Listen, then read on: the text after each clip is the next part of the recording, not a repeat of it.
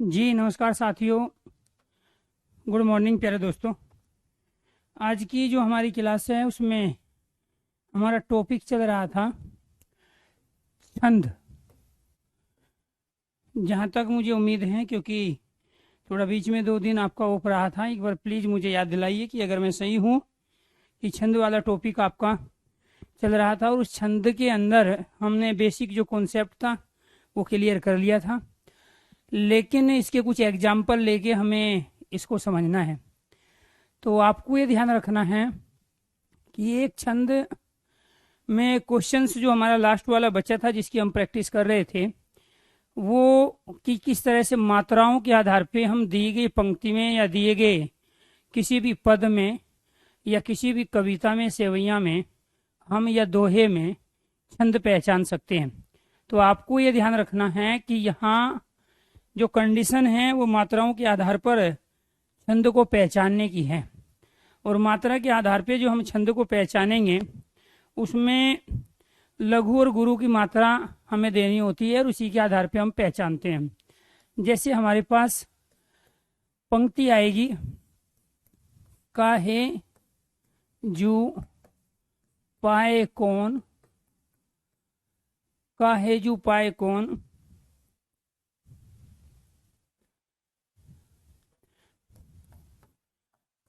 विद्या धन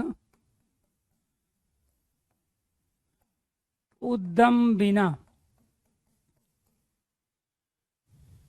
ज्यों पंखे की पौन, ज्यों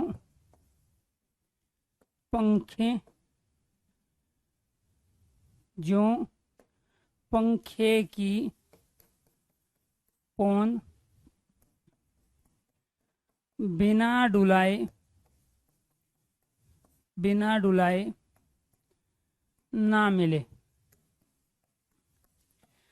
आपके यहाँ से जो बेसिक क्वेश्चंस बनते हैं वो 10 से 12 क्वेश्चंस बनते हैं कंटिन्यू। जैसे पहला क्वेश्चन प्रश्न हमारा ये रहेगा कि दी गई पंक्ति में दिए गए पद में आपको यति बताना है, यति कहाँ है। तो जब हम यति की बात करते हैं तो प्यारे दोस्तों, यहाँ पर जो ये अल्प विराम दिया हुआ है इसी को हम क्या कहते हैं, यति कहते हैं। दूसरी चीज आपको ये ध्यान रखना है, फिर दूसरा क्वेश्चन हमारा ये बना कि गति कहाँ है, और गति जो है प्यारे दोस्तों वो कहलाती है हमारे जहाँ समान मात्रा व समान वर्ण हो। तो यहाँ पर समान मात्रा है, इसमें किसकी, अऊ की, यहाँ पे भी समान मात्रा अऊ की है, तो इसमें समान वर्ण जो है वो न है, इसमें भी समान वर्ण न है।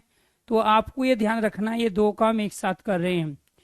एक तो प्यारे दोस्तों ये काम यहाँ पे कर रहे हैं गति का, क्योंकि काहे जो पाए कौन, तो कौन को हम लंबा खींच रहे हैं, ज्यों पंखे की पौन, पौन को लंबा खींच रहे हैं। तो यहाँ कौन और पौन में गति भी है और कौन और पौन में तुक भी है। तो एक प्रश्न था हमारा कि यति कहाँ है, कौन और पौन के बाद है। दूसरा है गति कहाँ है, कौन और पौन में है। तुक कहाँ है, कौन और पौन में है। विराम चिन्ह कहाँ है, विराम चिन्ह बिना के और मिले के बाद है। तो इस पद के माध्यम से मैं ये बताने की कोशिश कर रहा हूँ कि ये जरूरी नहीं होता है दोस्तों कि हमेशा लास्ट में ही तुक हो, वो चरण की समाप्ति पर कहीं भी हो सकता है। तुक हमेशा चरण की समाप्ति पे होता है। अब तक मैंने जो आपको एग्जाम्पल दिए थे उन सब में तुक कहाँ होता था, दूसरे और चौथे चरण की समाप्ति पर होता था। लेकिन यहाँ पे किस में है, यहाँ पे पहले और दूसरे चरण की समाप्ति पर यहाँ पे प्यारे दोस्तों तुक का प्रयोग हुआ है। 4 प्रश्न हो गए। अब मात्रा के आधार पे हमें इसमें पहचानना है, मात्रा लगा के लघु और गुरु की। आपको ये बता चुके हैं कि लघु जो मात्रा होती है, लघु मात्रा का जो चिन्ह है हमारा वो एक खड़ी पाई होती है, और ये मात्रा होती है ए की, ई की, ऊ की, री की और इस वाले री की। इनको छोड़ के बाकी जो भी आ जाए उन सब की मात्रा क्या होती है, सबकी मात्रा गुरु होती है, अर्थात 2 होती है। और गुरु जो मात्रा होती है, इस गुरु की मात्रा को प्यारे दोस्तों हम इससे प्रदर्शित करते हैं। इसमें आपको ये भी ध्यान रखना है, अनुस्वार की भी मात्रा 2 होती है, विसर्ग कहीं लगा होता है उसकी भी मात्रा 2 होती है, और स्वर से पहले, व्यंजन से पहले कोई स्वर हो, आधे व्यंजन, आधे व्यंजन से, आधे व्यंजन से पहले कोई स्वर हो तो उसकी भी मात्रा क्या होती है, आधे व्यंजन से पहले कोई स्वर हो तो उसकी भी मात्रा 2 होती है। तो ये चीज आपको ध्यान रखना। बाकी इसके जितने भी स्वर हमारे बचे उन सब की मात्रा 2 होगी। इनको छोड़ के बस आपको ये याद रखना है कि यहाँ पर इन 5 की मात्रा जो होती है, ये जो 5 वर्ण हैं इन्हीं की मात्रा क्या होती है, इन 5 स्वर वर्णों की, क्योंकि मात्रा स्वर की होती है, इन 5 स्वर वर्ण की जो मात्रा होगी वो 1 होगी, लघु होगी, बाकी की सब की 2 होती है। और जब हम इस पे मात्रा देंगे तो इससे छंद की हमें पहचान होगी, जिसके क्वेश्चन की हम प्रैक्टिस कर रहे हैं। तो यहाँ मात्रा कितनी आएगी, 2, इसमें कितनी है 2, इसमें कितनी है 1, इसमें कितनी है 2, इसमें 1, इसमें 2 और इसमें 1। 2 2 4 1 5, 5 और 2 7, 1 8, 8 2 10 और 1 11। तो यहाँ पे मात्रा कितनी आई, 11। और जब पहले चरण में 11 मात्रा होती है तो उस छंद का नाम होता है सोरठा छंद। उस छंद का नाम क्या होता है, सोरठा छंद होता है। तो इसका मतलब ये जो पंक्तियां यहाँ दी गई है ये सोरठे छंद की है। और मैंने ये कहा कई बार आपको कि टीचर जो बता रहा है अगर उस पर थोड़ा सा आप फेथ करो तो चीजें ज्यादा आसानी से अच्छी तरह समझी जाएगी। अब मनीष हमेशा इस बैच में सबसे ज्यादा एक्टिव रहा है बेफालतू की चीजों में, ठीक है, क्योंकि जब ओवर कॉन्फिडेंस होता है वो हमेशा लेके डूबता है साथ में इंसान को भी और उसके काम को भी। तो यानी कि ना मात्रा लगाई ना मात्रा काउंट की, बरवे छंद है, बस मैंने लिख दिया, लिखती तुरंत बिना मात्रा लगाए बरवे छंद, इसको ओवर कॉन्फिडेंस कहते हैं। तो आपको ये ध्यान रखना है प्यारे दोस्तों कि यहाँ ये जुहू कोई प्यारे दोस्तों चिड़ियाघर नहीं है। यहाँ ये जो पंक्ति है ये अपने आप में अपभ्रंश भाषा की पंक्ति है और अपभ्रंश भाषा को कन्वर्ट किया गया है अवधि के साथ में। तो आपको ये ध्यान रखना है प्यारे दोस्तों कि यहाँ काहे जो पावे कौन, विद्याधन उद्यम बिना जो पंखे की पोन, बिना डुलाए ना मिले। हमें इसका अर्थ नहीं निकालना, हमसे वो छंद पूछ रहा है कि इसमें कौन सा छंद है और कैसे करेंगे छंद की पहचान, मात्रा के आधार पे। दूसरी चीज देखिए इसके दूसरे चरण में किसकी मात्रा है, यहाँ छोटा ई है 1 मात्रा, लेकिन इससे पहले क्या है, आधा दय। और जब इससे पहले आधा दय है तो इसकी मात्रा कितनी हो गई, इसकी मात्रा 2। यहाँ पे या में 2 मात्रा, इसमें 1 मात्रा 1, यहाँ पे आधा दय, आधे दय से पहले स्वर है, इसकी मात्रा 2 हो गई, इसकी मात्रा 1 हो गई, इस वाले दय की, इसकी मात्रा भी 1 हो गई, इसकी 1 और इसकी मात्रा 2। तो 2 2 4 2 6 2 8 2 10 1 11 और 2 13, इसमें कितनी मात्रा है, 13 मात्रा है। तो जिस छंद के पहले चरण में 11 मात्रा हो, ठीक है, और दूसरे चरण में 13 मात्रा हो तो उसको कहते हैं हम सोरठा छंद, जो होता है दोहे का उल्टा।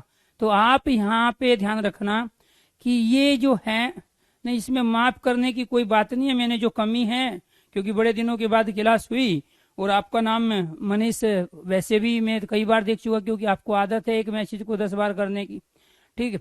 तो इसीलिए वो बच्चे जो बेफालतू की खुर्राफात करते हैं वो टीचर को जल्दी याद होते हैं, क्योंकि शैतान बच्चे की पहचान हमेशा हर क्लास में सिर्फ पड़ोसी क्लास को भी होती है, सारे टीचरों को भी होती है।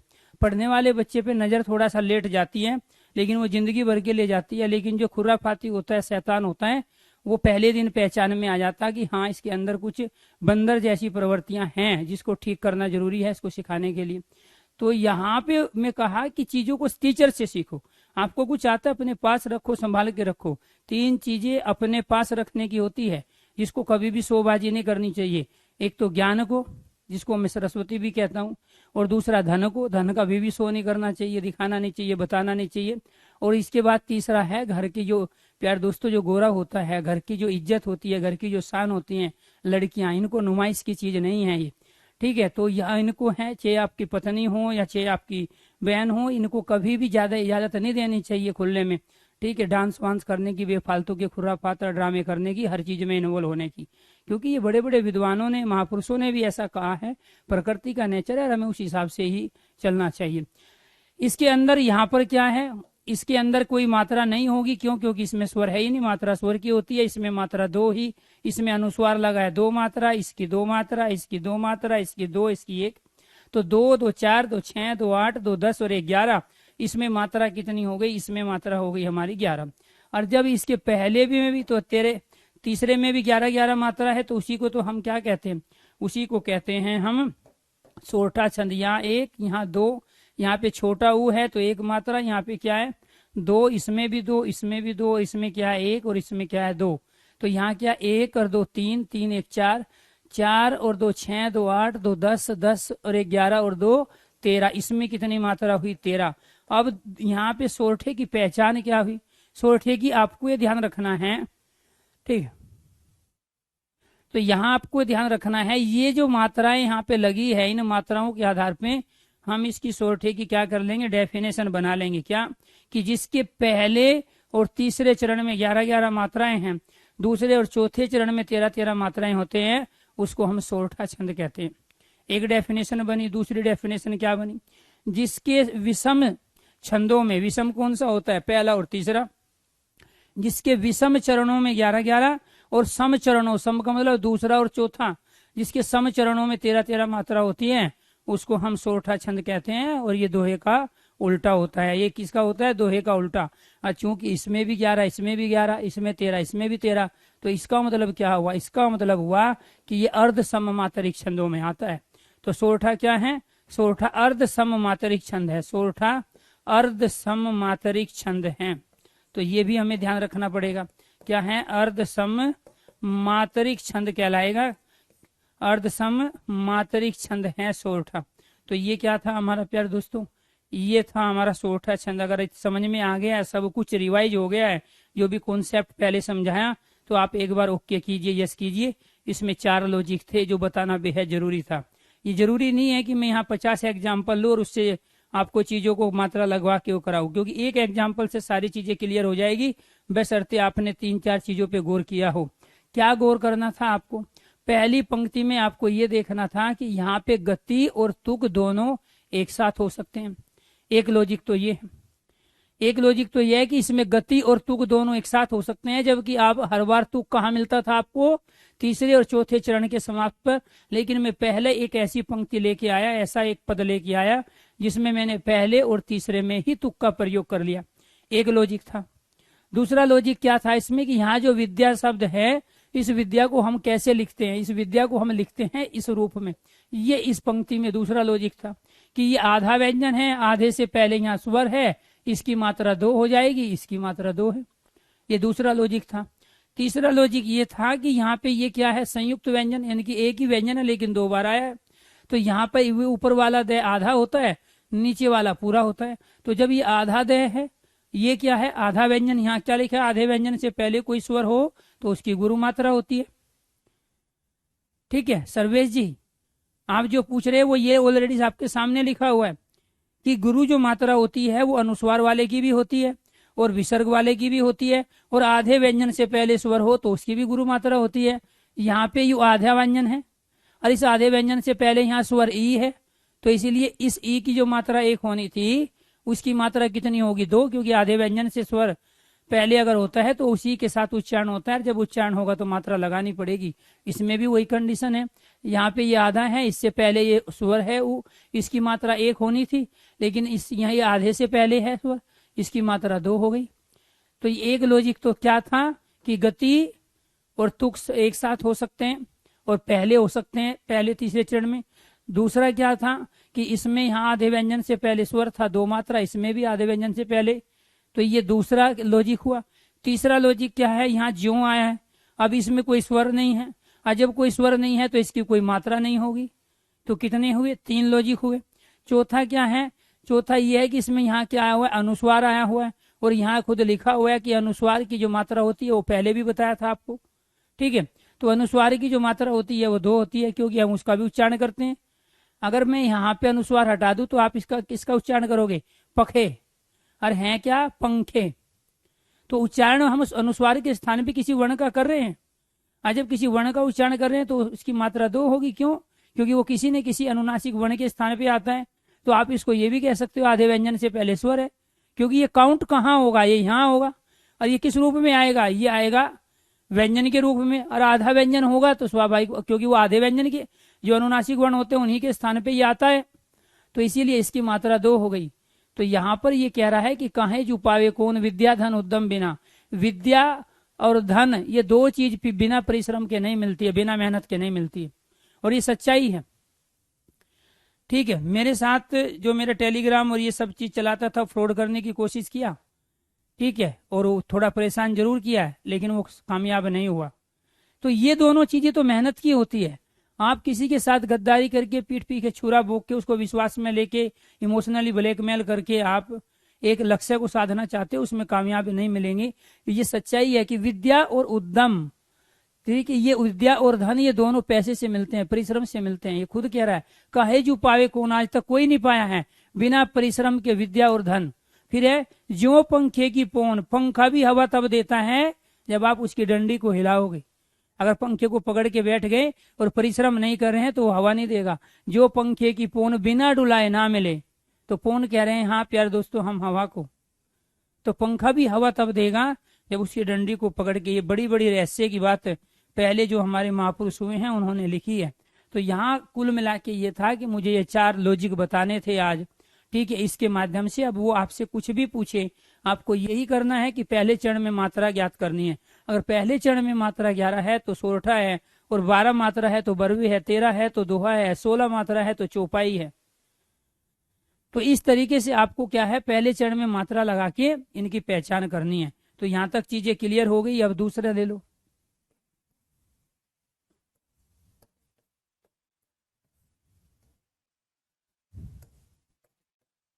चंपक हरवा अग मिली अधिक सुहाइब। बताइए जिसमें कौन सा छंद है।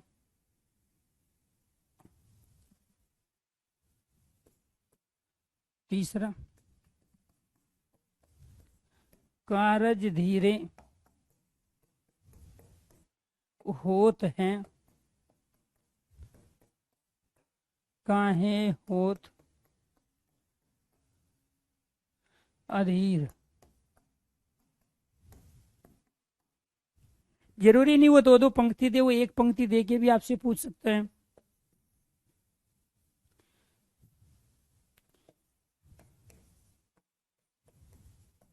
यही विधि राम सब ही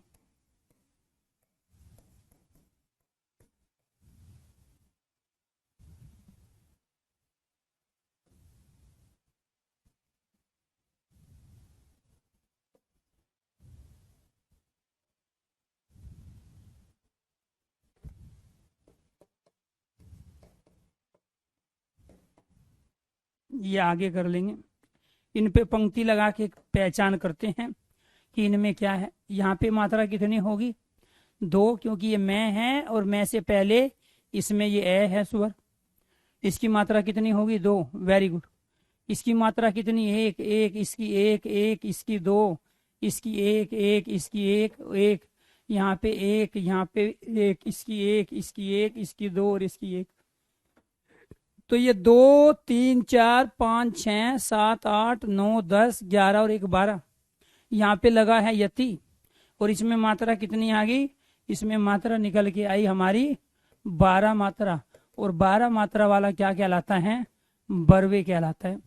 जिसके पहले चरण में 12 मात्रा हो वो क्या कहलाता है, प्यारे दोस्तों, बरवे। दूसरी पहचान क्या है, 1 2 3 4 5 6 7। जिसके दूसरे चरण में 7 मात्रा हो, तो दूसरे चरण में कितनी मात्रा है, ये 7 मात्रा है।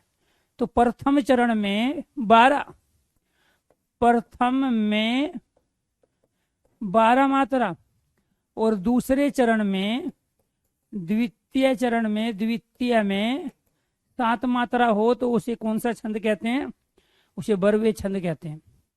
तो इसका मतलब क्या हुआ, इसका मतलब ये हुआ कि ये जो छंद है हमारा, ये बरवे छंद है। इस पे मात्रा लगाइए, 2 1 1, यहाँ पे 2 2 2 1 2, यहाँ पे कितनी है, 2 2 2 1 1 2 और 1। यहाँ पे मात्रा काउंट कीजिए, यहाँ पे 2 3 4 4 2 6 2 8 2 10 1 11 और 2 13। इसमें मात्रा कितनी है, इसमें मात्रा 13 है। जिसके पहले चरण में 13 मात्रा होती है उसको हम दोहा छंद कहते हैं। तो ये किसका उदाहरण हुआ, ये दोहे का उदाहरण हुआ। यहाँ पे कितनी है, 2 2 4 2 6 6 7 8 8 2 10 और 1 11। इसमें कितनी मात्रा है, दूसरे चरण में 11 मात्रा। तो जिसके पहले चरण में 13 हो, दूसरे में 11 हो, उसी को दोहा कहते हैं, जो सोरठे का उल्टा होता है। इसके बाद यहाँ पे मात्रा दीजिए, 1 1 1 1 2 1 1 1 1 1 1 2 और 2, मात्रा काउंट करो, 1 2 3 4 4 2 6 6 7 8 9 10 11 12 12 2 14 2 16। तो इसमें मात्रा कितनी हो गई? 16। और 16 मात्रा वाला क्या कहलाता है? चौपाई छंद कहलाता है, जो सम मात्रिक छंद है, क्योंकि चौपाई में चारों के चारों चरणों में 16-16 मात्राएं होती है। तो चौपाई में चारों के चारों चरणों में 16-16 मात्रा होती है। तो प्यारे दोस्तों, यहाँ पर इसमें कौन सा हुआ? बर्वे। इसमें इससे पहले कौन सा था? इससे पहले एग्जाम्पल आपको किसका दिया? सोरठा का। तो दूसरा है बर्वे 12 मात्रा वाला, 13 मात्रा वाला क्या है? हमारा दोहा। और 16 मात्रा वाला क्या है? हमारा चौपाई है। 16 मात्रा वाला चौपाई है। चौपाई की दूसरी पहचान क्या है? कि अंत में हमेशा, ठीक है, 2 गुरु मिलेंगे। अंत में हमेशा, जब भी चरण का है, आपको ये ध्यान रखना है, चरण का जब भी अंत होगा, चरण के अंत में हमेशा लगातार 2 गुरु मिलेंगे। यहाँ क्या है? 1 गुरु 1 लघु। यहाँ क्या है? गुरु और लघु है। ठीक है, तो यहाँ पे भी प्यारे दोस्तों, चरण के अंत में जब लगातार 2 गुरु मिले तो आंखें बंद, चौपाई छंद। ये शॉर्ट ट्रिक है चौपाई की। दूसरी चौपाई की पहचान क्या है?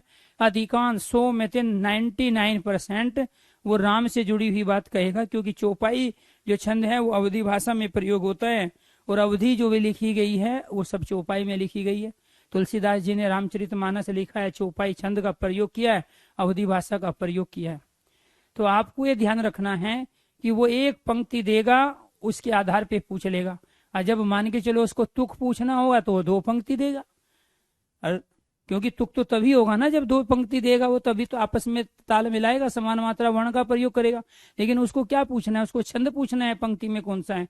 तो उसको 2 पंक्ति देने की जरूरत ही नहीं है, वो एक ही देगा। ये भी जरूरी नहीं है वो पूरा का पूरा आपको 2 चरण दे। मैंने तो यहाँ पे 2-2 चरण दिए हैं। चंपा खरवा अंग मिली, एक ये हो गया, एक कारज धीरे होत है, एक ये हुआ, फिर इसके बाद दूसरा चरण ये हुआ, दूसरा चरण। वो एक ही चरण दे देगा, कारज धीरे होत है में, बताइए। जब उसको तुक पूछना होगा तो वो अपना चारों के चारों चरण देगा, 2-2 लाइन देगा आपको। तो कहने का मतलब क्या हुआ कि उसको जो क्वेश्चन पूछना है उसी के आधार पे वो आपके सामने चीजों को रखेगा। क्लियर? चलो जी, अब आ जाओ 5वीं की बारी। नीला अंबर परिधान हरित पट पर सुंदर है। 6। हे प्रभु आनंददाता, ज्ञान हमको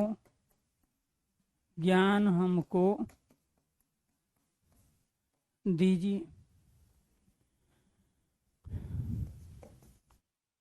7वां,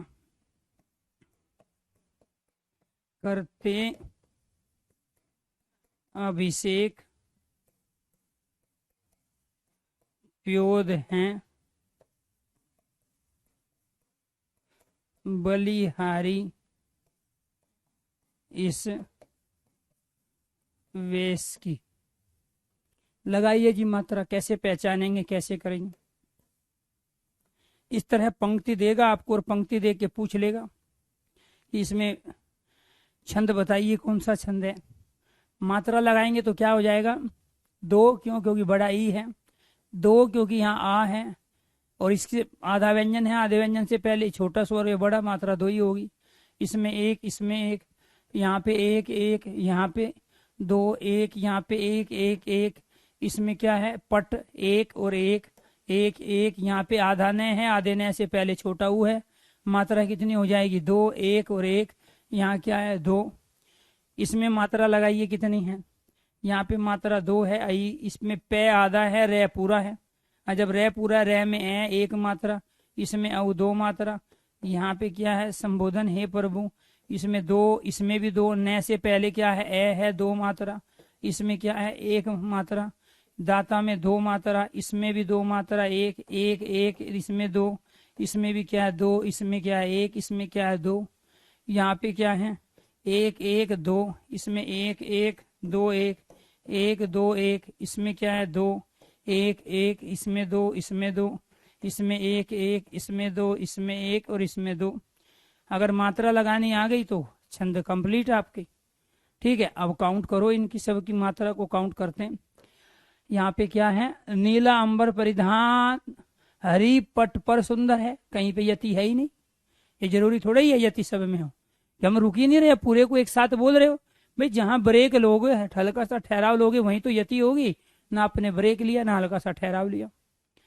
तो नीला अंबर परिधान हरित पट पर सुंदर है, तो यहाँ पर क्या हुआ प्यारे दोस्तों, यहाँ पे 2 2 4 5 6 7 8 2 10 11 12 13 14 15 16 17 18 18 और 2 20 21 22 22 और 2 24। इसमें मात्रा कितनी हुई, 24 मात्रा हुई।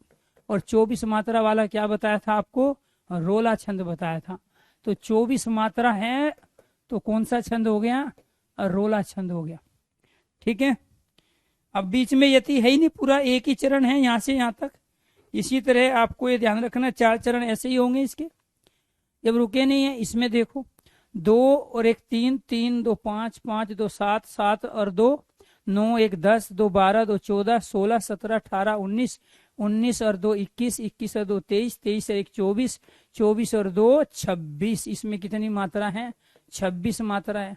और 26 मात्रा वाला क्या कहलाता है, 26 मात्रा वाला कहलाता है गीति का छंद। तो ये कौन सा छंद हुआ हमारा, ये हुआ हमारा गीति का छंद। इसमें कितनी मात्रा होती है, 26 मात्रा। इसमें कितनी मात्रा होती है, रोला में 24 मात्रा। तो यहाँ एक ही चरण से हम पहचानते हैं। इसमें अब उच्चारण करो, कहीं ब्रेक ले रहे हो तो बताना मुझे भी। हे प्रभु आनंद दाता ज्ञान हमको दीजिए। जैसे रहीमन पानी राखिए, राखिए के बाद आप रुकते हो, इसमें कहीं रुके आप, जब रुके नहीं तो पूरा एक ही चरण है। जब पूरा एक ही चरण है तो इसकी मात्रा काउंट करोगे, वहां 24 है, यहाँ 26 है। 26 है तो गीति का, 24 है तो रोला, इसको काउंट करो। 1 2 2 4 4 5 6 6 और 2 8 9 9 1 10 10 2 12 1 13 13 और 2 15 16 17 17 और 2 19 19 और 2 21 22 23 23 और 2 25 26 26 और 2 28। इसमें कितनी मात्रा है, 28 मात्रा है। और 28 मात्रा है तो ये कौन सा छंद कहलाया, ये कहलाया उल्लाला छंद। ये कौन सा छंद कहलाया, ये उल्लाला छंद कहलाया। उल्लाला छंद में कितनी मात्रा है, उल्लाला छंद में 28 मात्रा है। उल्लाला छंद में क्या है, 28 मात्रा है। तो आपको ये ध्यान रखना है कि ये छंद हो गए आपके कंप्लीट। अब बाकी बचे आपके कौन से, छप्पे और कुंडली का। और छप्पे कुंडली का में क्या होते हैं, 6 चरण होंगे। 6 चरण कभी लाइफ में देगा ही नहीं वो, न तो आज तक पूछा गया ना पूछेगा कि इसमें बताइए पंक्ति देके मात्रा लगा के बताइए कौन सा। वो ये पूछेगा कौन से 2 छंद से बना है। तो कुंडली जो बना है वो दोहा और रोला को मिला के बना है, एक बार फिर बता देता हूँ। तो यहाँ तक चीजें क्लियर है।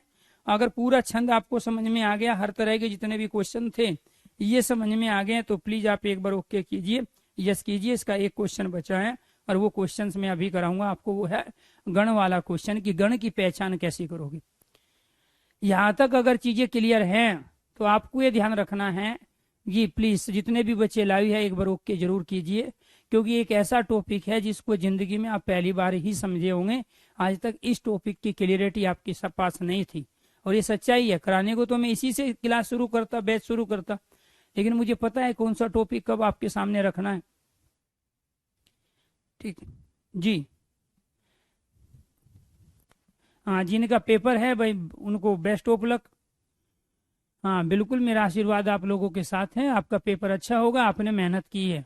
और ध्यान रखना, जो एसएससी जीडी के है का पेपर देने जा रहे हैं वो रस छंद अलंकार ना पढ़े, क्योंकि ये तीनों ही टॉपिक एसएससी जीडी के अंदर नहीं है, बाकी सब जगह है, बाकी हर जगह पूछे जाते हैं। जी जी, ओके, थैंक यू। तो यहाँ ये थे हमारे 7, ठीक है। इसके साथ साथ आपको ये ध्यान रखना है, एक 8वां छंद होता है हमारा, कौन सा होता है, कुंडलिया। कौन सा छंद है, कुंडलिया छंद है। और कुंडलिया छंद क्या होता है, एक तो ये 6 चरणों वाला छंद है, 6 चरण वाला छंद हम इसे कहते हैं। दूसरा आपको ये ध्यान रखना है, ये जो कुंडलिया छंद है ये दोहा और रोला को मिला के बना है। दोहा और रोला को मिला के बना है, जिसकी वजह से इसको क्या कहा जाता है, संयुक्त छंद कहा जाता है। क्या कहा जाता है, संयुक्त छंद कहा जाता है। इसके बाद में दूसरी चीज यहाँ पे ये है कि एक छंद होता है हमारा छप्पे। ये छप्पे भी 6 चरण वाला छंद है, 6 चरण वाला छंद है। बाकी जितने भी अब तक हमने पढ़े वो सब 4 चरणों वाले थे। और ये जो मिलके बनता है ये रोला और उल्लाला को मिला के बनता है, रोला और उल्लाला को मिला के बनता है। इसको भी हम संयुक्त छंद कहते हैं। क्या है, ये सब मात्रिक छंद के अंतर्गत आते हैं, संयुक्त छंद कहते हैं। क्लियर। तो ये 9 छंद हैं जो बार बार प्यारे दोस्तों आपसे पूछे जाते हैं। सर्वेश फिर कंफ्यूज हो गया, मतलब जो बात कह रहे हैं उस पे तो ध्यान दोगे नहीं। यहाँ पे शब्द है आनंद, इसमें दिक्कत है। हमने कितनी बार कहा कि आधा व्यंजन है यहाँ पर ने क्या है, आधा है। अगर आधे व्यंजन से पहले स्वर हो, आधे व्यंजन से पहले स्वर क्या है यहाँ पे, न में जो ए है मात्रा तो उसी की होती है ना, न की मात्रा नहीं होती है। न में जो ए स्वर है मात्रा उसकी होती है। तो आधे न से पहले यहाँ स्वर आ गया, तो इस वाले न की मात्रा कितनी होगी, 2। अगर ये वाला न नहीं होता, मान के चलो यहाँ पे शब्द आ गया हमारा, ये वाला आ गया, ठीक है, यहाँ पे इसकी मात्रा 1 हो जाती, 2 होगी नहीं। क्यों, क्योंकि इसमें आधा व्यंजन है नहीं। क्लियर। तो ये आपको ध्यान रखना, यदि आधे व्यंजन से पहले कोई स्वर है तो उसकी मात्रा क्या होगी, 2 हो जाती है। ठीक है, इसीलिए यहाँ न आनंद में से न की मात्रा 2 ही, इसमें भी 2 है, इसमें 1 है। क्लियर। चल समझ में आ गया तो ओके करो। तो इसके बाद क्या हुआ, ये कुंडली और छप्पे दोनों क्या है, हमारे संयुक्त छंद। अब एक लास्ट क्वेश्चन बचा और वो है हमारा क्या, वो गण वाला क्वेश्चन है। क्या है, गण वाला क्वेश्चन है। ठीक है, गण क्या है, 3 वर्णों का समूह क्या कहलाता है, 3 वर्णों का जो समूह होता है वो हमारा कहलाता है गण, 3 वर्णों का समूह। क्लियर। दूसरी चीज आपको ध्यान रखना है, गण की जो संख्या है, गण की जो संख्या होती है वो होती है 8। और जो गण सूत्र होता है वो गण सूत्र हमारा ये होता है, गण सूत्र। और वो है हमारा ये वाला, यहाँ पे लिखेंगे, यहाँ पे लिख देते हैं आपका गण सूत्र। किसने दिया था, आचार्य पिंगल ने। क्या था गण सूत्र हमारा, ये माता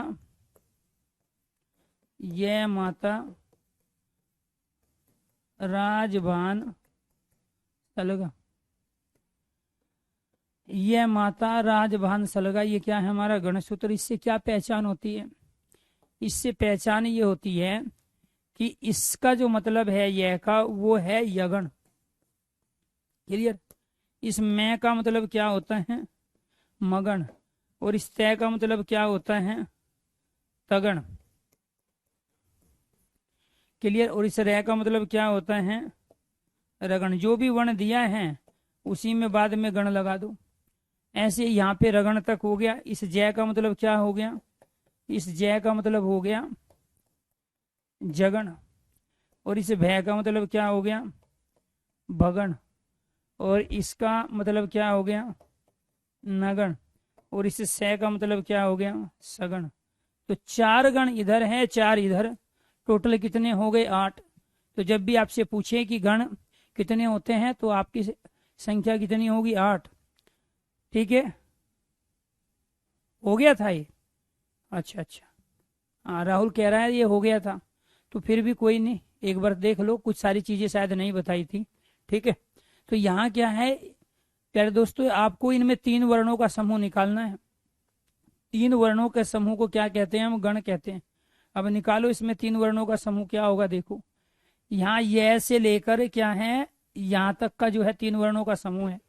और जब ये 3 वर्णों का समूह है तो ये क्या हो गया, यह माता। अब आपने ये कंप्लीट कर लिया। ठीक है, इसको निकालो अभी, फिर इसको 3 वर्णों का समूह बनाओ, एक आगे बढ़ा दो, एक आगे से निकाल, एक पीछे से निकालो और आगे एक बढ़ा दो, फिर 3 वर्ण। माँ तारा, ये क्या हो गया यहाँ पे मातारा, 3 वर्णों का समूह। ये कंप्लीट हो गया, फिर इसमें एक आगे बढ़ा दो, ये क्या हो जाएगा ताराज। ये क्या हुआ ताराज। ये कंप्लीट हो गया, फिर एक आगे बढ़ा दो, ये क्या हो गया यहाँ पे राजभा। ये क्या हुआ राजभा। इसके बाद में कहाँ तक कंप्लीट हो गया आपका रे तक। इसमें ये जो करेंगे एक और, तो ये क्या बन गया हमारा जभान। फिर यहाँ जय से क्लियर हो गया, 3 वर्णों का समूह बना है भय नय और से, तो ये क्या हो गया हमारा भानस। इसके बाद में यहाँ तक क्लियर हुआ, एक और बनाओ, तो ये क्या हो गया हमारा नस्ल। ये क्या हुआ नस्ल। न तक क्लियर हुआ, फिर ये 3 वर्णों का समूह ये बन गया हमारा, ये क्या बन गया सलगा। तो 3 वर्णों के समूह को, हाँ धर्मेंद्र जी कह रहे हैं नहीं हुआ था सर। ठीक है, तो आपको ये ध्यान रखना है कि ये क्या थे हमारे 8 गण थे, और इन गणों को हम कैसे पहचानेंगे 3 वर्णों के समूह के द्वारा। ये पहला गण, ये दूसरा गण, ये तीसरा गण, ये चौथा गण। वो ये भी पूछेगा कि तीसरा गण कौन सा है, चौथा कौन सा है, छठा है, ये 7वां है, और अंतिम गण क्या होता है सगण होता है। 8 गण होते हैं। क्लियर। अब आप इन पे मात्रा लगा के वो पूछेगा आपसे कि यगण की मात्रा बताइए कितनी होती है। तो यगण की मात्रा कितनी होगी, इसकी 1 है, इसकी 2, इसकी 2। क्लियर। इसकी मात्रा कितनी है 2, इसमें ए है 1 मात्रा, इसमें आ है 2 मात्रा, इसमें भी आ है 2 मात्रा। ऐसे इनमें आ है, इसमें क्या है 2 2 और 1। इस पे मात्रा लगाएंगे 2 1 2 हो गई। इस पे मात्रा लगाएंगे तो इस पे मात्रा क्या होगी 1 2 1। इसकी मात्रा 2 1 1, इसकी मात्रा 1 1, इसकी मात्रा 1 और 2। अब आपसे पूछा जाएगा कि इनमें से उस गण का नाम बताइए जिसकी तीनों मात्रा गुरु हो। जिसकी तीनों मात्रा गुरु हो उस गण का नाम बताइए। तो तीनों मात्रा गुरु किसकी है, इसमें तीनों मात्रा गुरु है मगन की। ये गण नहीं है मातारा, ये तो 3 वर्णों का समूह है। गण तो हमारा ये है मगन। तो मगन में क्या है तीनों मात्रा गुरु। तो ये लॉजिकली कई बार क्वेश्चन पूछे जा चुके हैं। तीनों मात्रा गुरु वाला, तीनों मात्रा गुरु वाला ही ये गण है। और तीनों मात्रा लघु हो, तीनों मात्रा अगर लघु है तो वो क्या है हमारा वो नगण है। क्लियर। तो वो कौन सा होता है 7वें नंबर का जो गण है उसमें तीनों मात्रा क्या है लघु है। लघु का मतलब छोटी मात्रा है। ठीक है, लघु की 1 मात्रा होती है और गुरु की मात्रा कितनी होती है 2। फिर आपसे ये पूछेगा जिसमें पहली मात्रा लघु हो और अंतिम 2 मात्रा गुरु हो उस गण का नाम बताइए। तो आप क्या कहोगे यह गण। जिसकी पहली 2 गुरु हो अंतिम लघु हो वो क्या कहलाता है, वो कहलाता है तगण। ठीक है, जिसमें 1 गुरु 1 लघु और 1 गुरु हो। तो यहाँ गुरु लघु और गुरु किसमें है रगण में। तो ये आपसे पूछेगा जिसकी अंतिम दोनों मात्राएं गुरु हो, अंतिम दोनों मात्रा, गण में 3 मात्रा होती है तो अंतिम दोनों मात्रा जिसमें गुरु हो वो बताइए। तो अंतिम 2 गुरु किसमें होती है यगण में होती है। तो इस तरीके से आपसे गण के क्वेश्चन पूछे जाते हैं। ये पूछेगा कि यगण की मात्रा बताइए तो आपको क्या करेगा, यगण पूछना है तो आपको ऑप्शन में 4 देगा, 1 2 3 और 4 वो देगा। और इसमें से आप क्या कहोगे जहाँ पहली मात्रा लघु है, 2 से 2 मात्रा अंतिम गुरु है उसको हम यगण कहते हैं। तो कुल मिला के बात ये हुई दोस्तों कि यहाँ जब आप इसकी पहचान करोगे तो वो इस रूप में करोगे कि यहाँ जो यगण होगा वो इस रूप में होगा, मगण जो होगा वो इस रूप में होगा, तगण जो होगा वो इस रूप में होगा, रगण जो होगा वो इस रूप में होगा। रगण किस रूप में होगा इस रूप में। जगण जो होगा वो आपको ये ध्यान रखना है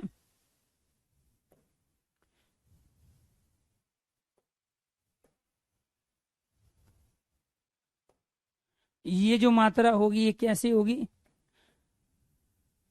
ये होगी। इसमें मात्रा किसकी होगी गुरु लघु लघु। इसमें मात्रा किसकी होगी तीनों लघु। इसमें मात्रा किसकी होगी ये वाली मात्रा होगी। तो यहां आपको ध्यान रखना है इस सूत्र के आधार पे। अब मान के चलो आपको भगण की मात्रा चाहिए, वो पूछ रहा है भगण की मात्रा बताइए, 4 ऑप्शन दे दिए, उन 4 ऑप्शन में से इनमें से कोई देगा। क्लियर। अब आपको नहीं याद है इस तरह से तो फिर तरीका क्या है हमारे पास इसके अलावा ये है, ये सूत्र याद है, ये माता राज भान सलगा भगण की पूछ रहा है तो जब भगण की पूछ रहा है तो भगण पे ही मात्रा देना शुरू करो आप। यहाँ पे 2, 1 और 1, तो भगण में क्या हुआ, 2 है भा, न की 1 और स में ए की 1। तो इसका मतलब क्या, जब वो भगण की पूछ रहा है तो क्या होगा, गुरु लघु और लघु हो गया। देखो भगण कहाँ है हमारा, ये रहा। तो यहाँ क्या है, गुरु लघु और लघु, भगण की हो गया। अब आपसे वो सगण की पूछ रहा है तो आप सगण पे मात्रा लगाओ। यहाँ पे से ये हो गया, तो क्या हो गया, 2 लघु 1 गुरु हो गया। ये मात्रा कहो, जो पूछ रहा है उसकी करो। सगण पूछ रहा है तो सगण पे ये होगा ना, हमें 3 मात्राओं का समूह तो चाहिए, हो गया 3 मात्राओं का समूह। आपसे तगण की मात्रा पूछ रहा है तो यहाँ पे तगण है तय, इस पे मात्रा लगाइए, इस पे मात्रा लगाइए, इस पे लगाइए, 3 वर्ण ले लिया हमने, ये हो गया आपका तगण। तो तगण में क्या होगा, 2 गुरु 1 लघु है। तगण कहाँ है, ये रहा, 2 गुरु और 1 लघु है तगण में। तो ये जरूरी नहीं है कि आप ये माता, माता राता राजभा, आप वही लिखो और जो आपसे पूछ रहा है उसी पे मात्रा लगाओ। यगण पूछ रहा है तो जिसकी पूछ रहा है उसकी और उससे आगे वाले 2 पे मात्रा लगा के आप देख लो, उसी के आधार पे आप पहचान लोगे। क्लियर। तो आपको ध्यान रखना है, गण क्या है, 3 वर्णों का समूह है। गण की संख्या कितनी है, गण की संख्या होती है 8। कौन कौन से हैं वे 8, यगण मगण तगण रगण जगण भगण नगण और सगण। तो ये आपको ध्यान रखना है। लय से मतलब यहाँ लघु है और गै से गुरु है। लघु मात्रा 1 है, गुरु की मात्रा 2 है, इसलिए इसमें भी आया। यहाँ तक ही हमारे गण कंप्लीट हो जाते हैं 8। कभी यहाँ 9 और 10 काउंट कर दो इसको, तो अंत में जो लय आया इसका मतलब तो गुरु है और इसका मतलब लघु होता है। यहाँ तक ही हमारे 8 कंप्लीट हो गए, 1 2 3 4 5 6 7 और 1 8। इसलिए गण की संख्या 8 होती है। वहां ऑप्शन 10 भी होगा और आप करके आओगे, जो कि बहुत बड़ी ब्लंडर मिस्टेक है। क्लियर। तो ये थे गण। कैसे देगा आपको, एक तो तरीका ये है, इसको दे के इनको दे देगा 4 ऑप्शन में, इनको दे के 4 ऑप्शन में इनको दे देगा। एक क्वेश्चन तो ये था। दूसरा क्या है, आपको ये जो पंक्ति दी है ना उसने सारी, वो इसी में पूछेगा आपसे, बताइए इसमें कितने गण हैं और कौन सा गण है। तो 3 वर्णों का समूह देखो, एक तो ये रहा 3 वर्णों का समूह उद्दम, एक ये रहा डुलाए 3 वर्णों का समूह। तो एक तो गण आपका ये हुआ और एक गण ये हुआ, 2 गण हो गए इसमें। सोठा छंद का जो एग्जाम्पल था उसमें 2 गण हो गए।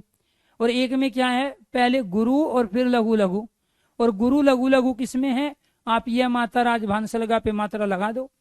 ठीक है, ये आपने समझ लिया। ये मैं हटा देता हूं यहां से।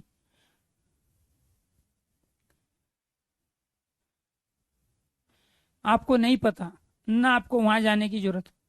यहाँ पे क्या लिखोगे, ये माता राज भान सलगा, ये सूत्र लिख दिया आपने। और इस सूत्र को लिख के इस पे मात्रा लगा दो, 1 2 2 2 1 2 1 1 1 और 2। क्लियर। अब ये लगाया आपने। यहाँ पे क्या है, यहाँ पे है एक हमारा गुरु और 2 लघु। तो ये देखो गुरु और लगातार 2 लघु कहाँ है, गुरु और लगातार 2 लघु है हमारे यहाँ, ये रहे, ये वाले ये हैं हमारे। क्लियर। तो जी भी ये क्या कहलाया, ये कहलाया हमारा बगण। क्लियर। दूसरा क्या, डुलाए में बताइए कौन सा गण है। तो ये क्या है, हाँ विद्या कैसे होगा, उस पर 3 मात्रा थोड़ा ही है, इसकी मात्रा 2 है, इसकी 2 है। भाई यहाँ 3 मात्रा हुआ ना, 3 वर्ण भी हुए। जब उसका उसके साथ उच्चारण कर रहे हैं तो उस पर 3 मात्रा होगी तभी तो दोगे। ठीक है। तो यहाँ डुलाए जो है इसमें क्या, 1 लघु है 2 गुरु है, 1 लघु 2 गुरु देखो लगातार कहाँ है, 1 लघु और 2 गुरु देखो। ठीक है, 1 लघु और 2 गुरु ये रहे स्टार्टिंग में, 1 लघु और 2 गुरु। इसका मतलब क्या हुआ, डुलाए में यगण है, डुलाए में क्या है, यगण। डुलाए में क्या हुआ, यगण है। क्लियर। ऐसे यहाँ पे देखो, इसमें चंपक है, चंपक में आपने अभी बताया। यहाँ पे क्या है, भगण है, इसमें जहाँ पहले क्या हो जाता है गुरु और बाद में 2 लघु। तो ये चंपक क्या हो गया, चंपक हो गया भगण, चंपक क्या हो गया भगण। फिर ये अधिक क्या है, अधिक हो गया नगण, अधिक क्या हो गया नगण। तीनों मात्रा लघु है, नगण है। एक यहाँ हरवा है, चंपक में भी है, हरवा में भी है, अधिक में भी और स्वाय में भी, 4 गण हो गए। और इसमें कौन सा गण होगा, पहले 2 लघु और फिर गुरु, पहले 2 लघु और गुरु देखो, पहले 2 लघु और फिर गुरु, ये सगण हो गया। ये क्या हो गया हमारा, ये सगण हो गया, ये सगण कहलाएगा, हरवा सगण हो गया। ये क्या है, ये नगण है। ये क्या है, एक लघु गुरु और लघु, लघु गुरु लघु देखो कहाँ है, लघु गुरु लघु, लघु गुरु लघु, ये क्या है, जगण हो गया। यहाँ है ना ये 1 2 1, तो ये क्या कहलाएगा, ये कहलाएगा हमारा जगण। तो इसमें जगण है, देखो चारों गण अलग अलग हो गई। इसमें बगण है चंपक में, इसमें हरवा में सगण है, अधिक में नगण है, और सुहाय में क्या है, जगण है। और 3 वर्णों से मिलके बने हैं, 1 2 3 1 2 3 1 2 3 1 2 3। यहाँ क्या है, सब मात्रा है सब पे। जी जी, राम राम राज। 1 2 बार ही मैसेज भेजा करो, बस ज्यादा करो तो 3 बार, ऐसे नहीं किया करते, ठीक है। हाँ ठीक है भाई, ले ली आपकी, राम राम ले ली दोस्त, ठीक है। तो आगे देखो, यहाँ पर क्या है, ये तो आपने देख लिया, इनमें तो गण बता दिया आपने। इसमें देखो कारज में गण है, 3 वर्णों का समूह है। इसके बाद किसमें है, अधीर में गण है। कारज में और अधीर में गण है, क्योंकि 3 वर्णों का समूह है ना ये, तो आप इससे पहचानो 1 2 और 3। यहाँ ए ध और रे 3 वर्णों का समूह। या फिर आप ये कहो कि यहाँ 3 मात्रा लगी है, देखो 1 गुरु की है, 2 लघु की है। यहाँ पे भी 1 लघु है, गुरु है, लघु है, तो इनसे आप पहचानोगे। तो जहां 1 गुरु 2 लघु होते हैं वो क्या कहलाता है, वो कहलाता है भगण। वो क्या कहलाएगा, वो भगण। तो ये क्या हो गया हमारा, वो भगण हो गया। ये क्या कहलाया हमारा, भगण। क्लियर। यहाँ अधीर में क्या है, लघु गुरु लघु, लघु गुरु लघु किसमें होता है, जगण में होता है। तो इसमें क्या हो गया, इसमें जगण हो गया। 2 ही गण थे इस पंक्ति में, ठीक है। इसके बाद में यहाँ क्या है, सभी। सभी में कौन सा है, सभी में नगण है, क्योंकि तीनों मात्रा क्या है, तीनों मात्रा लघु है। ये नगण का कहला, ऐसे पूछेगा। क्लियर। तो आपको ये ध्यान रखना है कि ये क्या कहलाया अपने आप में, तीनों मात्रा लघु होने की वजह से नगण। अब वो कहेगा यही विधिराम सभी ही समझाया में, ये में से सभी ही में बताइए कौन सा गण है। 4 नाम दे देगा आपको, नगण सगण भगण रगण। तो आप क्या कहोगे, इसमें नगण हो गया। क्लियर। ये आपसे गण पूछ लेगा कि कितने गण है, ये बताइए, चंपक हरवा अंग मिले में गण बताइए। ऑप्शन दे देगा, 2 गण है, 3 है, 4 है, या 1 है। तो कितने गण है, 1 2 3 और 1 4, 4 गण है। फिर पूछ लेगा हरवा, अंडरलाइन कर देगा, हरवा में गण बताइए कौन सा गण है। तो हरवा में कौन सा गण है, सगण है। तो ये इस तरह के सारे प्रश्न यहाँ से पूछे जाते हैं। क्लियर। तो आपको ये ध्यान रखना है प्यारे दोस्तों, मैंने पहले भी कई बार समझाया, आज फिर एक बार बता देता हूँ आपको। जिंदगी में कभी भी अपने दिमाग में 4-5 चीजें नहीं लानी चाहिए, ठीक है। आपको ने पेपर दे लिया है तो जैसा भी हो गया है, ठीक है, अच्छा हुआ है, बुरा हुआ है, एवरेज हुआ है, उसके बारे में सोचना बंद कर दो। अब उसमें आप कुछ नहीं कर सकते। अब आप आगे की तैयारी करो। उसमें सिलेक्शन हुआ, बहुत बढ़िया, आपने मेहनत की है, और आपके माँ बाप की किस्मत अच्छी थी, और आपके तो भाग्य वास्तव में बहुत बढ़िया थे, तभी जाके आप पेपर भी दे के आए, आपने फार्म भरा। ऐसे भी बहुत सारे लोग जिन्होंने फार्म भरा था, पेपर देने नहीं गए, ठीक है। तो कहने का मतलब जो काम हो गया उस पर नहीं सोचना चाहिए, आगे कंटिन्यू मेहनत करो, सीखने की कोशिश करो। हिंदी सीख लिए हैं तो दूसरे सब्जेक्ट में मेहनत करो। एक नौकरी लेने के बाद दूसरी नौकरी पे फोकस करो, ठीक है। पेपर खराब हुआ है, डर लग रहा है आपको, तो अपने को समझाने की कोशिश मत करो, दोबारा से पढ़ना शुरू कर दो। क्योंकि जब 4200 4600 4800 पे ग्रेड में आप जाना चाहते हो, तो उसमें ये नहीं है कि वो आपको, आपने तो 1-1.5 महीना इधर उधर से 2-4 किताबें पढ़ ली और हो गए आप, आपके घर में 60,000 रुपया आने लगेंगे हर महीने। ऐसे नहीं मिलती है नौकरी। इसका मतलब है अगर आपका नहीं हो रहा है तो आपने मेहनत कम की है, बाकी बच्चों ने मेहनत ज़्यादा की है, इसलिए उनका हुआ है। तो इसीलिए 4 क्वेश्चन लाइफ में अपने दिमाग में नहीं आने चाहिए। आज फिर किसी बच्चे ने क्वेश्चन किए थे, यूपी पुलिस के वैकेंसी कब आएगी। आप अपने आप को तैयार रखो, वैकेंसी आएगी, लेकिन आप अपने को तैयार नहीं कर पाओगे। यही तो सबसे बड़ी समस्या है। अरे जो पेपर दे के आए हैं वो आंसर की मेरे का वेट कर रहे हैं, बताओ। वो मेरे से आंसर पूछ रहे हैं, सर जी इसका आंसर ये क्या होगा, ये पेपर में क्वेश्चन आया था। तो इसका मतलब ये हुआ कि आप पढ़ के नहीं गए हो, ठीक है। अगर जब आपको क्वेश्चंस का यही नहीं पता कि आंसर क्या है, तो आप किस्मत से भर्ती होना चाहते हो केवल, वो भी दूसरे की मेहनत से नहीं होना चाहते हो। और ये ऐसा 1-2% ही होता है कि कई बार लक काम कर गया, आपका जो पढ़ा था वो पेपर में मिल गया, या जो थोड़ी बहुत मेहनत की थी उसी के अनुसार पेपर आ गया, या कोई सब्जेक्ट आपका बहुत ज़्यादा स्ट्रोंग था और उसमें आप 100% परफॉर्मेंस करी आई, तो वो किस्मत थी। तो कहने का मतलब ये हुआ कि वैकेंसी कब आएगी, वैकेंसी कितनी है, पेपर कब होगा, हमारा सिलेबस क्या है, ये 4 क्वेश्चन मत लाओ दिमाग में। ये भर्ती होने के तरीके बता रहा हूँ आपको, और जिसके दिमाग में चल रहे हैं ना, मैं लिख के दे सकता हूँ उसको, वो 2022 में भर्ती नहीं होगा। क्योंकि हर स्टूडेंट का, टीचर को पता होता है, जब 15 साल से हम यही काम कर रहे हैं, हमें पता है 4 सेंटेंस जैसे स्टूडेंट बोलेगा बता देंगे इसके अंदर क्या है क्या नहीं है, कितनी इसकी तैयारी, कितना ये फुदक रहा है, कितना ये हवाबाजी में है। वो अच्छे अच्छे की हवा वहां जाके टाइट हुई है पेपर में। कोई किसी कितनी भी बड़ी तैयारी हो, कोई पहले पट पे हाथ मार के ये नहीं कहता कि मैं सिलेक्शन ले लूंगा, इसमें से एक सीट मेरी है। क्योंकि आपको भी पता, आप भी पेपर वाले दिन, पेपर से पहले 2 दिन 3 दिन आपका भी बीपी हाई और लो होता है, आप भी परेशान होते हो, आपको भी नींद खर्राटे मार के कोई नहीं सोता पेपर से पहले, ठीक है, तब भी पेज ही पलट रहे होते हैं, बेशक 4 साल से क्यों ना पढ़ रहे हो। तो इसलिए आपको कंटिन्यू निरंतरता के साथ मेहनत करने की जरूरत है। आप मेहनत करो, और वो जो है ना गीता में श्लोक, कर्मणे वा अधिकारस्ते मा फलेषु कदाचन, उसके अर्थ और उसकी सेंस को जानो। आप केवल अपना कर्म करो, वो आपका अधिकार है, फल का आपका अधिकार नहीं है। फल तो माँ बाप की किस्मत है, आपके जो पूर्वज हैं उनका आपके साथ आशीर्वाद है, आपके बड़ों का, आपके गुरुजनों का आपके साथ आशीर्वाद है, वो फल मिलेगा अगर आपने मेहनत की है। तो आपको ये ध्यान रखना है, मेहनत कभी भी प्यारे दोस्तों किसी की खराब नहीं होती, ये सच्चाई है। हाँ, उसका रिजल्ट कुछ लेट आ सकता है, वो एक अलग बात है। तो इसीलिए थोड़ा सा बार बार मुझे लगता है कि हमारे साथ कुछ बच्चे ऐसे भी जुड़े हैं कैरियर पर, जिनको पता ही नहीं है कि भर्ती होने के लिए करना क्या है, जिनको पता ही नहीं है कि वास्तव में पढ़ाई जरूरी है कि नोटिफिकेशन देखना आंखों के आगे जरूरी है। ठीक है, तो आपको ये ध्यान रखना है। बहुत सारे लोग होते हैं जब शादी में जाते हैं तो 20 तरह की, किसी की शादी में जाके नुक्कस निकाल के आते हैं, और जब खुद की होती है तो 56 गलतियां होती हैं, उन पे ध्यान ही नहीं होते हैं। किसको कैसे डील करना है, कैसे बात करनी है, और कैसे अपने उस शादी को, अपने परिवार की उस शादी को बहुत ही ज्यादा एंजॉयफुल और लोगों के लिए सहज बना देना है। ठीक है, दूसरों के में निकालेंगे कमी, वो आपके अंदर भी है, बहुत सारी चीजें इस तरह की। तो इसीलिए मैं बार बार कह रहा हूँ आपको, अभी भी कह रहा हूँ, ठीक है, 4 क्वेश्चंस आपके दिमाग में अगर आ रहे हैं तो आप 3 से 4 साल बाद भर्ती होने की तैयारी कर रहे हो।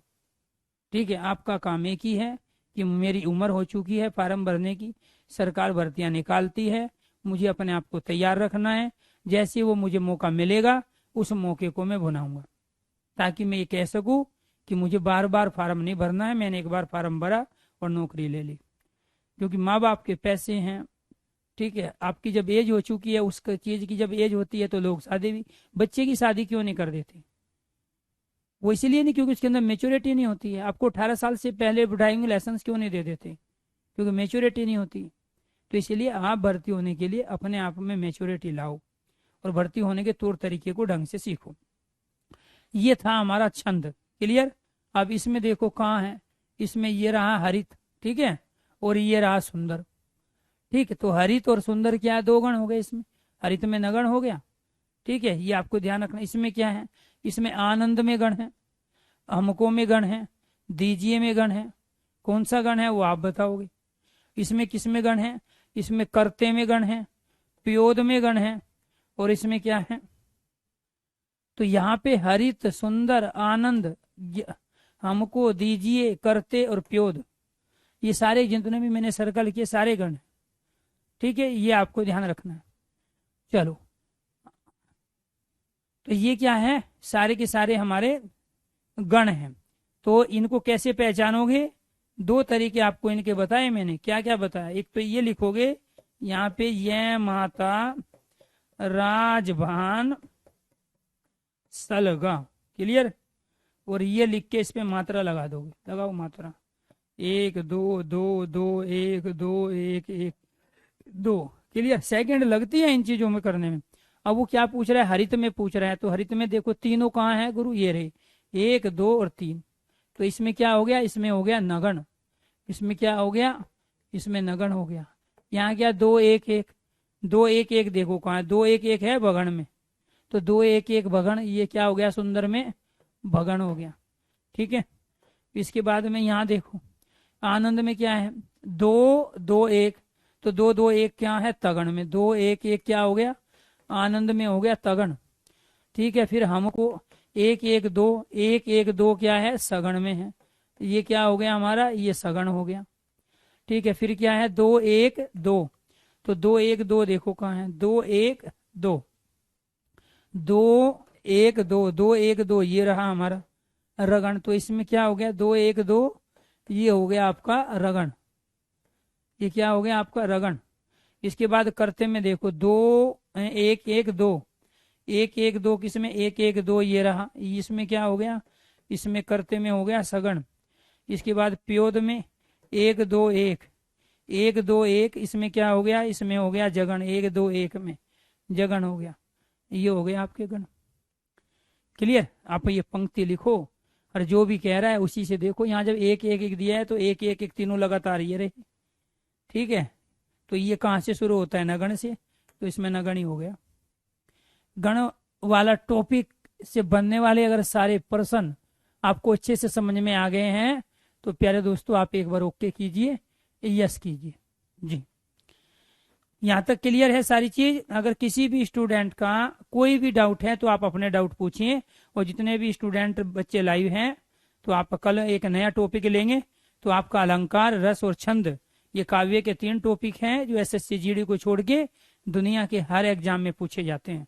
दुनिया के हर एग्जाम में पूछे जाते हैं ये इनके रस, छंद और अलंकार के तीनों काव्य के टॉपिक हमारे कंप्लीट हो गए। तो कल लेंगे प्यारे दोस्तों हम एक नया टॉपिक। आपकी क्लास कंटिन्यू होगी, ठीक है, ये आपको ध्यान रखना है जी। अरे दिक्कत तो लाइफ में किसी न किसी के साथ रहती है भाई, ठीक है, हाँ सत्यम, सबके साथ दिक्कत रहती है। अब देखो मैं पढ़ा रहा हूँ, मेरे से बड़ी दिक्कत किसी के साथ थोड़ी है। मेरे घर में ऑपरेशन हुआ है अभी एक, ठीक है, मेरी मिसेज का, ठीक है, और वो इमरजेंसी ऑपरेशन था, वो करा के आए, हॉस्पिटल से डिस्चार्ज करके लेके आए कल, और अभी आपके सामने खड़ा होकर क्लास दे रहा हूँ। तो मेरे से ज्यादा दिक्कत क्या होगी भाई। मैं ओपी भी तो कर सकता था जैसे 2 दिन पहले किया, लेकिन पढ़ा रहा हूँ और सब कुछ है, परमात्मा का दिया हुआ सब कुछ है, लेकिन ये दिक्कत है ना। तो ये दिक्कत कभी खत्म नहीं होती है, समस्या खत्म नहीं होती है, अभाव में जिंदगी हमेशा रहती है। इंसान को जितनी भगवान कंप्लीट बना देगा तो राक्षस बन जाएगा, खुद इंसान थोड़े ही रह जाएगा। तो दिक्कत सबके साथ है भाई, फाइनेंशियल प्रॉब्लम भी सबको होती है। पढ़ाई का आनंद यही है, अगर आपके पास पैसा होता तो आप इतनी मेहनत ना करते, ठीक है। तो हमारे पास है रोटी खाने को, लेकिन हम फिर भी मेहनत कर रहे हैं ना, नौकरी है फिर भी कर रहे हैं। तो और से क्यों, आप हमसे ही सीख लो। हमसे ज्यादा दिक्कत किसको होगी भाई। क्या पढ़ाने का कोई, जिसके फूफा एक्सपायर हुए हो अभी 5 दिन 6 दिन पहले, जिसकी मिसिज का ऑपरेशन हुआ हो 2 3 दिन पहले, उसको पढ़ाना चाहिए, लेकिन पढ़ा रहे हैं। तो इसीलिए आपको सिर्फ अपने दिखाई देती है कि हम दिक्कत में हैं, हम गरीब हैं, ठीक है। आपको कभी रोटी की प्रॉब्लम नहीं हुई होगी जिंदगी में कि दोपहर का खाना मिलेगा कि नहीं मिलेगा, शाम का खाएंगे तो कहाँ खाएंगे, कैसे खाएंगे। लेकिन आप उन टीचरों से पढ़ रहे हैं जिनने वो सारी चीजें देखी है, अपने लाइफ में जिए हैं वो सारी चीज, ठीक है। आप तो ना पढ़ने का बहाना ढूंढते हो, सच्चाई तो ये है, ठीक है, कि आप अपने आप को समझाते हो कि मैंने ये होता तो मैं ये कर देता। मैं, आपका काम है पढ़ना, और पढ़ाई में सच्चाई बता रहा हूँ, सरस्वती उसी पे मेहरबान होती है जो कंटिन्यू मेहनत करता है और अभाव में जिंदगी जीता है। अभाव का मतलब हुआ कि उसके पास जो साधन होने चाहिए वो साधन नहीं होते उसके पास। बच्चे वही भर्ती ज्यादा होते हैं जो बड़ी मुश्किल से बैच खरीद पाते हैं और ढंग से सीरियस होकर पढ़ते हैं। जो उनको आता है वो साइड में रखते हैं, बाकी जो टीचर के पास है, ठीक है, वो लेने की कोशिश करते हैं। लेकिन आपको तो अपनी समस्या ही गिनाने में, समस्या को बताने में सबसे ज्यादा दिक्कत है, ठीक है। तो इसीलिए वो आपको कमजोर बनाती है, ऐसी चीजें दिमाग में नहीं लानी चाहिए। मैं जो बार बार आपको कहता हूँ कि वे 4 क्वेश्चन और ये जो अपनी अभाव की जो जिंदगी है समस्या, इसको बार बार नहीं सामने फ्रंट पे नहीं लाना चाहिए, इससे आपका ब्रेन कमजोर होता है, ठीक है। यानी कि इसकी सोचने की जो पावर है आपके ब्रेन की, वो कहीं ना कहीं प्यार दोस्तों वीक होती है।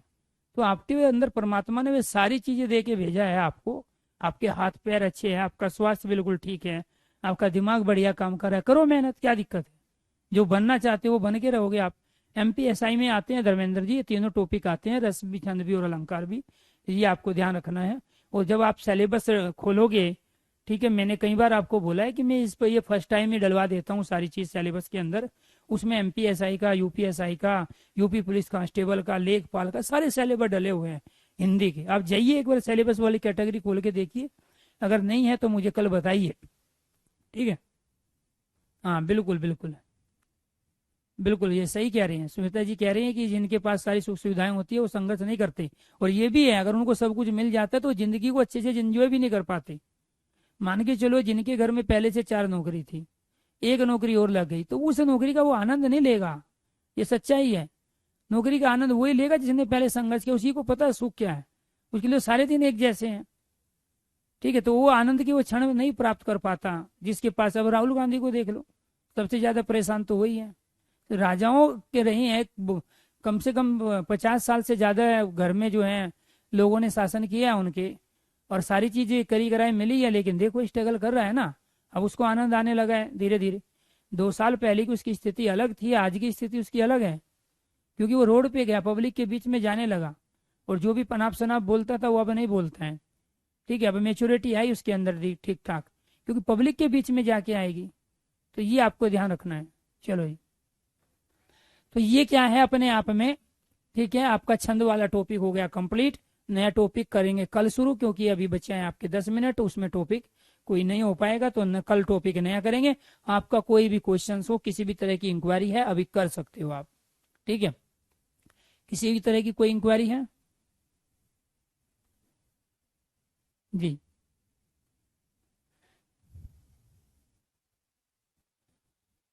ठीक है, ओके ओके। हाँ, ये स्पेशल राहुल इसमें मत पूछो, ठीक है, ये स्पेशल बैच है। ठीक है, हिंदी का इसमें हिंदी की बात करो, और जब कोई दूसरा जो फुल बैच आएगा उसमें उसके बारे में बताएंगे।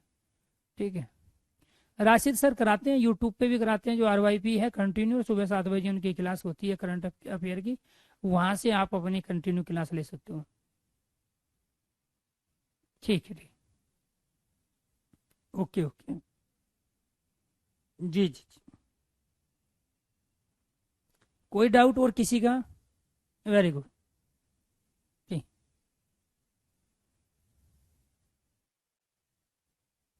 जी जी,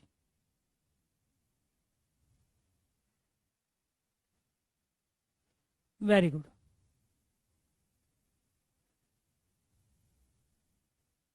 ठीक ठीक, चलो, ओके, थैंक यू। चलो दोस्तों, आज के लिए इतना ही, बाकी कल लेंगे एक नया टॉपिक, और उसमें पढ़ेंगे मजे से, तमाम तरह के जितने भी क्वेश्चंस बनेंगे उनके साथ लेके बढ़ेंगे। जैसे इसमें रस छंद अलंकार काव्य के जो तीनों टॉपिक है वो आज हमारे कंप्लीट हुए। धन्यवाद।